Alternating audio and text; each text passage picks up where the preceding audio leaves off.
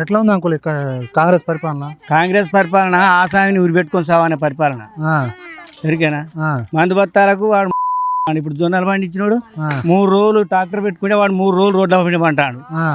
మందు బస్తాలే దొరుకుతారా ఇంకా ఆయన బాగా చెప్తాడు గవర్నమెంట్. రైతు రాజ్యం తెచ్చిందే కాంగ్రెస్ ప్రభుత్వం అని చెప్తాడు. రైతు కాదు, కేసీఆర్ అంతా మొగోడు లేడు. వాడు చేసినంత వరకు చేసిండు, తినేంత వరకు తిన్నాడు, మళ్ళీ కూడా వాడే వస్తాడు. నేను కూడా మంచి పనులే చేస్తున్నా, 6 గ్యారంటీలు ఇస్తున్నా. మంచి పనులు ఆడోళ్ళను ఇక పోయి బస్ ఎక్కి తిరుగు అన్నాడు, ఆడోళ్ళని బస్ ఎక్కి తిరుగు అన్నాడు. ఒక ఇండ్లు ఇస్తాడు మంచిగానే, ఇండ్లు ఇస్తాడు. ఇంట్లో కరెంటు కొద్దిగానైనా కడితే మంచిగా ఉండకపోయిందా? ఇల్లు ఫ్రీగా చెత్తి ఇట్లా ఉన్నట్టు హీటర్లు పడతాను అంత అయిపోతుంది. ఏం చేసిండు అది? ఒక ఇండ్లది కొద్దిగా పాస్ అయ్యింది అంతేగాని ఏం లేదు. కానీ కేసీఆర్ ఉన్నప్పుడు ఎట్లా ఉండే అంకుల్? ఇక ఇప్పుడు కేసీఆర్ ఉన్నప్పుడు మంచి పరిపాలన ఉన్నది. వాడు రైతు బంధు ఇచ్చిండు, బోనస్ ఇచ్చిండు, అన్ని పనులు చేసిండు. వాడు ఒక దళిత బంధు పెట్టుకుంటూ ముసమోనటం అయిపోయిండు అంతే.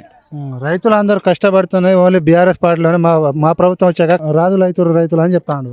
కాదు దండగా పోయి ఆ రెడ్డిపాలెం గోదాములు ఉన్నాయి, అక్కడ అడుగు పోయి చెప్తారు. 100-200 ట్రాక్టర్లు అడిగి 3 రోజులు ఆడబండుకొని వడ్ల కాడినాలు ఇట్లా చెప్తారు. దండగా అది మంచిగానే కొంటున్నా, కావాలనే చెప్పి ఇట్లా ఆరోపణలు చేస్తున్నా అని చెప్తాడు. ఇక చెప్తారు, మీరు అడిగిందే అడుగుతా అంటారు నాకు ఎరికే. కానీ ఇక అదే అంతే దండగా. కాంగ్రెస్ గవర్నమెంట్ మళ్ళీ రాదిగా. నువ్వు ఇట్లా అంటే ఇంకా 10 సంవత్సరాలు నేనే ఉంటానని చెప్తాను రేవంత్ రెడ్డి. ఆయన ఉంటాడు, నాకు కట్టె చేతికితే ఎవరినైనా కొట్టుకుంటా పోతా. ఇంకేమున్నది ఆయనకు? అర్థం నోటికి తలపాతాలమా ఏమున్నది చెప్పు. మీ ఎమ్మెల్యే ఎవరు ఇక్కడ? మా ఎమ్మెల్యే నాగరాజు. ఎట్లా ఆయన పనితీరు మంచిగా ఉంటుందా? ఆయన పని గెలిచినప్పుడే వచ్చిండు. ఆరూరు రమేష్ అన్న ఉత్తగానే వచ్చిపోయేది, కానీ వీడు కంటికి అవ్వపడతలేడు.